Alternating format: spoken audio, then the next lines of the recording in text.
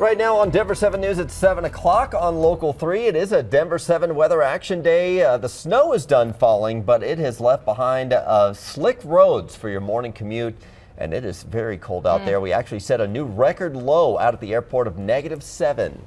Oof, our team is braving the temperatures outside across the Front Range to let you know how it is out there on the roads. We'll check in with Veronica Acosta and Jessica Crawford in just a moment. Jason, really kind of depends on where you are this morning for the roads. And even on some roads that look clear, I'm seeing new crashes all the time. It's just I'm hearing them going off constantly right now. So a lot of people are just going too fast for some of the conditions. Yeah. Drivers can't get adjusted to the changing conditions, and people can't get adjusted to the changing temperatures. It's so cold again. We're talking within a week we were near 70. Right.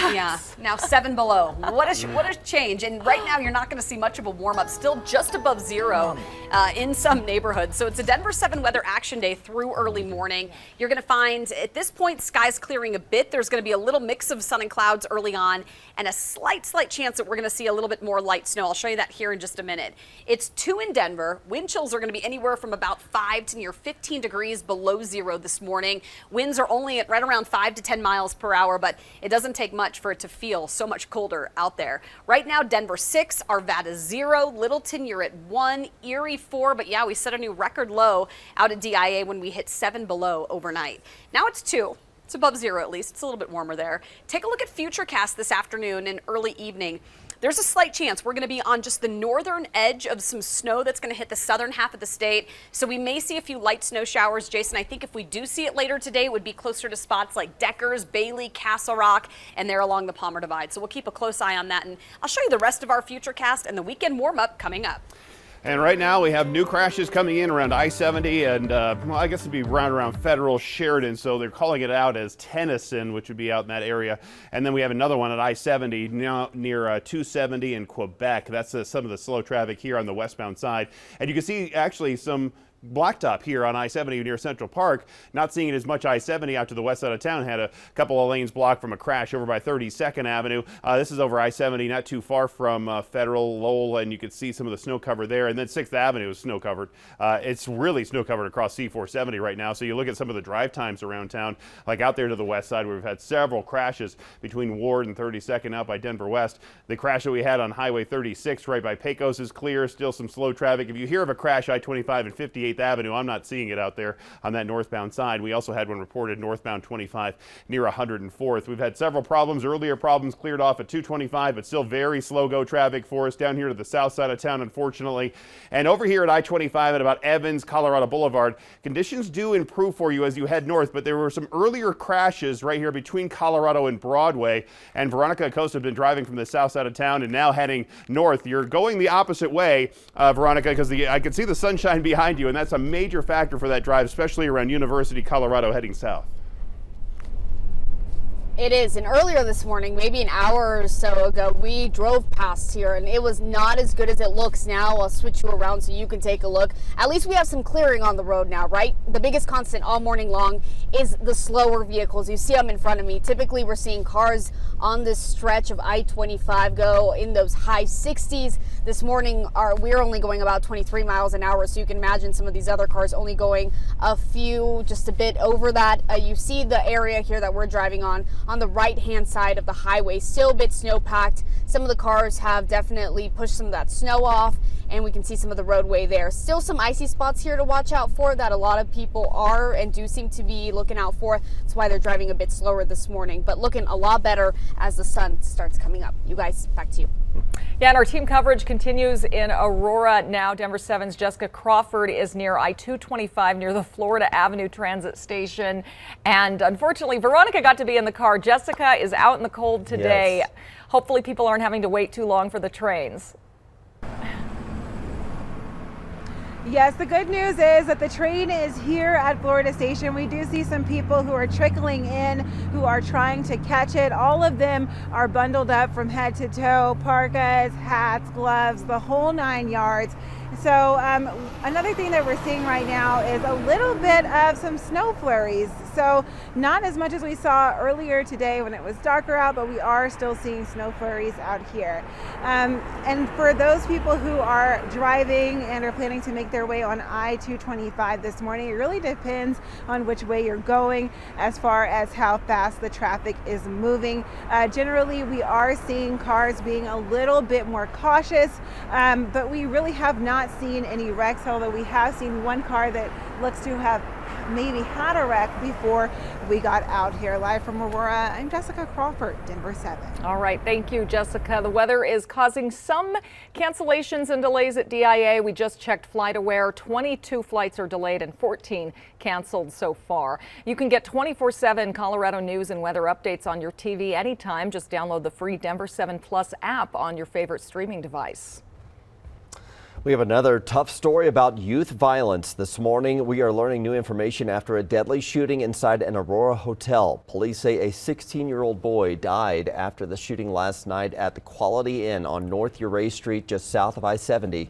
Two women, a 20-year-old and a 19-year-old, were also shot and are in serious condition at the hospital. A fourth victim drove themselves to the hospital and is expected to be okay. Police are still looking for information on a suspect, though. Well, we know how challenging it is to find affordable housing right now. There are some new proposals out there, both to help alleviate the cost and some that make things more expensive. So this morning, we're continuing our 360 in-depth coverage of Colorado's housing crunch. We have new details on the debate over licenses for rental properties in Denver, a bill to reward homeowners for renting out a spare room, the rising cost of utilities for new builds, and the latest statewide housing sales report. Starting with landlords who will soon be required to get a license for rental properties in Denver. The application window actually opens today. Licenses will be good for 4 years and are specific to a single property. It will cost property owners, though, to get one $50 for single unit homes and up to $500 for properties with 250 or more units. It also costs $50 to submit an application, and those fees do not cover the cost of an inspection, which is required for all properties more than 3 years old. The licensing program was approved unanimously by City Council back in May. City officials say the program helps renters. There's going to be people who are in a bad situation, especially low-income people, because they can't afford a lawyer. They can't fight the process to fight a landlord who is not being a responsible renter with broken heaters or water that's not functioning, plumbing issues. Well, now Denver has this additional tool to hold those landlords or property managers accountable.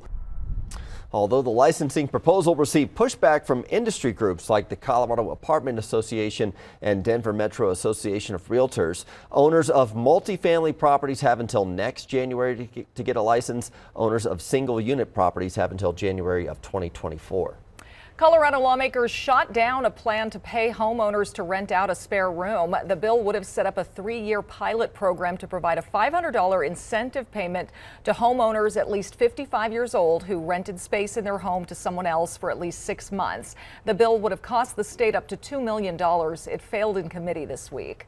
Critics are warning about a natural gas plan that they say could make new homes in Colorado even more expensive. Colorado utility regulators are considering shifting the cost of building natural gas lines to the home builders, who would likely pass on the extra cost to the consumer. Right now, those costs are spread out among existing ratepayers. While it would make building a home more expensive, regulators say it could push people away from using fossil fuels and instead turn to more environmentally friendly options. The statewide housing sales report will be released this morning, and there is some good news for sellers, but it is still a tight market for buyers. Median home prices hit a new record of $555,540 statewide. This is according to the Colorado Association of Realtors. That's up nearly 20% in 1 year. There were nearly 6,400 new listings in February, and that is down about 10% from a year ago. So while homes are selling quickly, experts say it's still a good time to buy. Yes, there's more competition. Yes, they have to give up a little bit more concessions than maybe they did in the past, but it is still possible to buy a home right now at all price points. In our office, we've had as low as $200,000 transactions and as high as $14 million transactions go on just this year. So they occur. It is possible to get a home right now. And there are a wide range of prices across Colorado. The Association of Realtors says in Durango, the average sales price in February hit just under $1 million. In Pueblo, the median price is just crossing over the $300,000 mark. Buy now, pay later sounds simple when shopping online, but consumer advocates are warning you have to pay attention to the fine print. And the hills are alive with the sounds of Sister Shred. How this woman, dressed like a nun, is defying the odds, tearing up Colorado's backcountry.